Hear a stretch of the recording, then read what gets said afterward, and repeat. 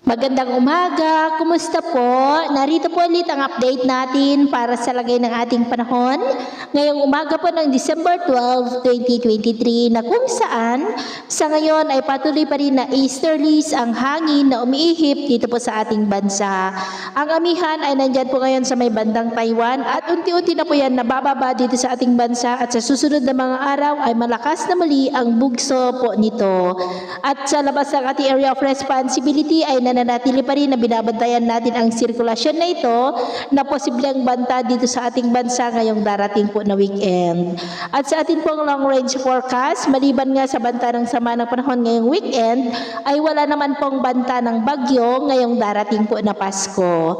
At sa lagay ng ating panahon ngayong madaling araw ay generally fair weather naman sa malaking bahagi ng ating bansa, maliban lamang sa mga tsansa ng mga isolated rains sa ilang bahagi ng Quezon, Calapan City, Sorsogon, Catarman, Northern Samar, Eastern Samar, Aklan at Holosulu. At mamaya ay sisikat po ang araw sa malaking bahagi ng ating bansa maliban lamang sa mga tsansa po ng maulap na kalangitan na may mga pulpulong pag-ulan sa ilang bahagi ng Sorsogon, Catarman, Northern Samar, Eastern Samar, Southern Leyte, ilang bahagi ng Aklan at Capiz, maging po dyan sa may Tawi-Tawi. At mamayang hapon, mainit at maalinsangan pa din ang panahon sa malaking bahagi ng ating bansa, maliban po sa mga tsansa ng maulap na kalangitan na may mga pulupulong pag-ulan sa ilang bahagi ng Quezon, Camarines Norte, Eastern Visayas, ilang bahagi ng Masbate, Northern part ng Panay Island,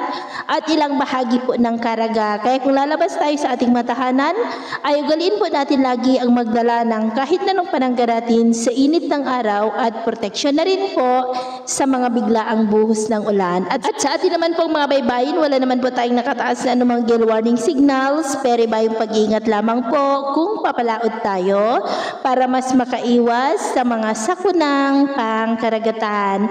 So, yun po ang latest update natin sa araw na ito. At ako pa muli si Gems na nagsasabing sa kahit anong pagsubok po na darating sa ating buhay, huwag na huwag po tayong mawawalan ng pag-asa. Thank you and God bless.